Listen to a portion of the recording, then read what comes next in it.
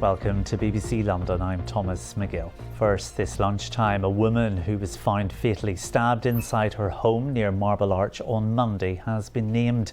27-year-old Kamanan Thaim-Fanit, who was known as Angela, was reported missing by friends on Sunday. Well, Lakshmi Gopal is here with the latest, and just remind us first of all what we know. Well, I'll take you back to Sunday evening, Thomas, when a friend of Ms Thaim-Fanit called the police twice with concerns over her welfare. The Met Police have referred themselves to the policing watchdog over that, and they say that they'd initially graded her as a medium risk missing person before they found her body on Monday morning at around 8:30 at her home just down the road from Hyde Park. Her body had a number of stab wounds, and a post-mortem examination that took place yesterday found the cause of death as sharp force trauma.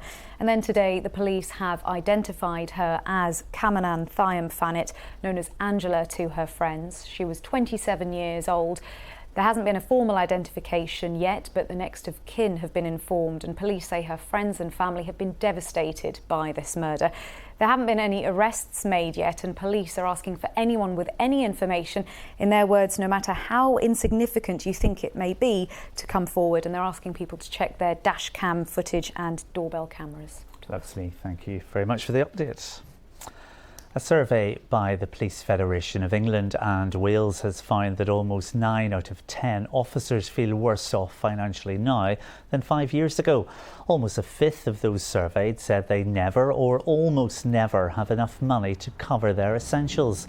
One officer has told this programme how a lack of money was a factor in his decision to leave the force. When I first joined, you would start off just under 30, about 30k a year.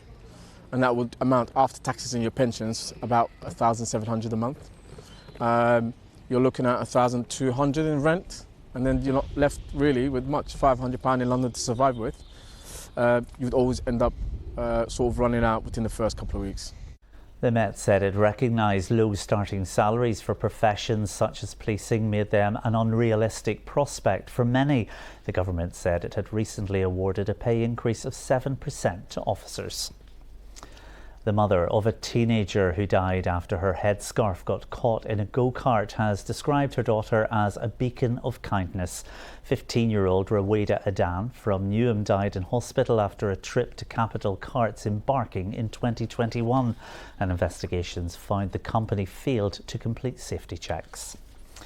Millions of pounds of funding for schools in London could be lost by 2030 due to a drop in the number of pupils. A report by the Education Policy Institute found that even if funding per pupil increases, the decline in numbers could still lead to budgets being cut. Some schools are going to be faced with really tricky decisions. It's already been tough for them with their budgets being squeezed by inflation and rising energy costs and the cost of getting in staff. But if their funding continues to come down, they're going to face those difficulties, and they might be looking at trying to further cut costs or amalgamations with nearby schools, which can be difficult, and ultimately school closures.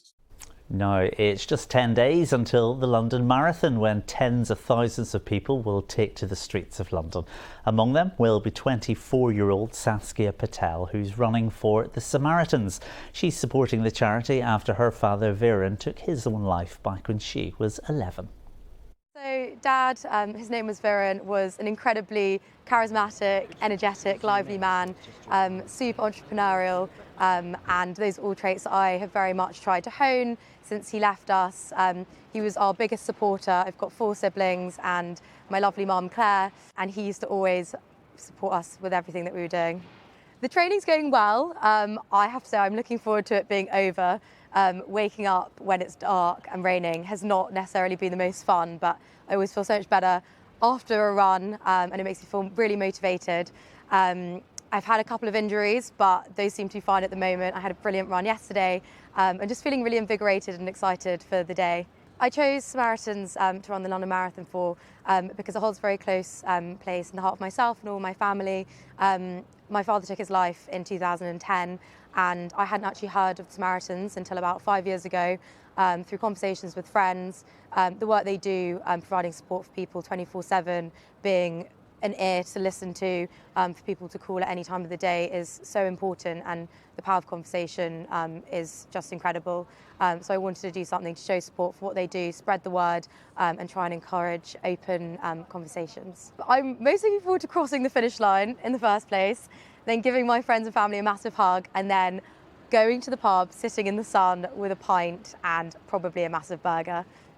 And good luck to her and everyone. Now, the London Lions basketball team made history last night by winning the European Cup and becoming the first British side ever to do so. Nesta McGregor sent this report from All the Action.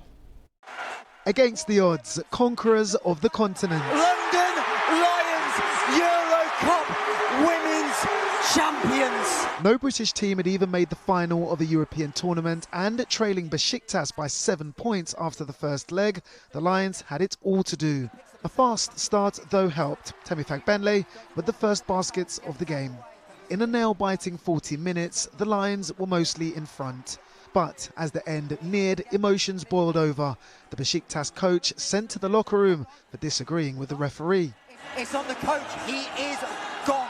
At the final whistle, London Lions 81, their Turkish visitors 70. The London Lions, dominant domestically for so long, but now a step further, the champions of Europe. An achievement which many think could change the fortunes of British basketball. We have so many young children here watching us play, boys and girls, and they're going to have those players to look up to that we didn't necessarily have when we were younger. So I think that in itself is incredible. Yet, despite these celebrations, as it stands, the team won't be able to defend their trophy. American investment company 777, who own the franchise, say they're adopting a new strategy, and this decision is the first part of it. For the all-conquering Lions, after the party stops, focus will be on retaining their domestic double. We need to attract sponsors, we need the community to support it. Otherwise, any sport or club is not sustainable. And the fact that we had over almost 6,000 fans in the building, that also shows, there is interest and attraction to women's sport, to women's basketball. So, our goal as a team was to just lock out all the noise, just focus on what we had to achieve yesterday. So we've done that. And now, I guess we just have to see what happens, what the future has for us. Nesta McGregor, BBC London. And that takes us to the weather with Georgie Palmer. Good afternoon. Warm and sunny over the next few days, but blink and you'll miss it. It won't be long before we return to rather cooler conditions. More details about that in just a moment. For this afternoon, a lot of cloud around still. That's fairly stubborn to clear, but as it does, some breaks in the clouds, some hazy sunshine, still the risk of a few spits and spots of rain. But it is going to feel warm with highs today of 19 Celsius. Into this evening and overnight, we'll see some clear spells initially, and then more cloud feeding in through the early hours in that southwesterly flow. So much like last night, a mild, a misty and a murky night with lows down to around 9 Celsius. So for tomorrow, a cloudy start to the day, but things will change fairly rapidly. The cloud will melt away. We're going to see lengthy spells of sunshine right across the capital. And with that, some high temperatures, highs easily reaching 20, maybe 21 Celsius. And of course, worth bearing in mind, high UV levels and high pollen levels as well. A similar outlook for Saturday, perhaps more in the way of cloud, but by Sunday, the winds turn more westerly, so temperatures back to their seasonal average, and cool and damp for the start of next week. Bye-bye.